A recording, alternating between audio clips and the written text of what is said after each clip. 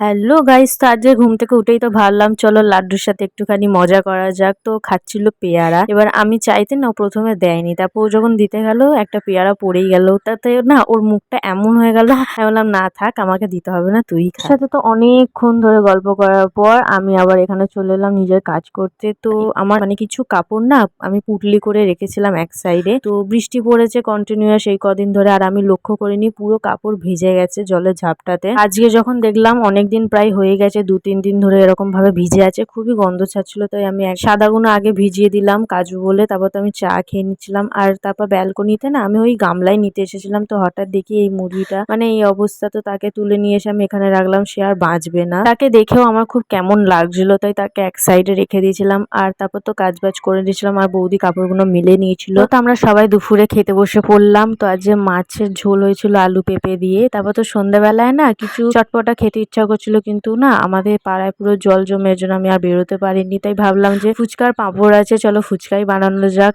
আর টক জলটা খেতে ইচ্ছা করছিল না, মেন হয়েছিল কি বলতো, দই ফুচকা খাওয়ার ইচ্ছা ছিল, কিন্তু দই তো বাড়িতে ছিল না, তাই চাটনি ফুচকা খেয়েছিলাম, খেতে বেশ ভালোই হয়েছিল। চলো আজকের দিনটা এভাবেই কাটালাম, দেখা হচ্ছে আবার নেক্সট ব্লগে।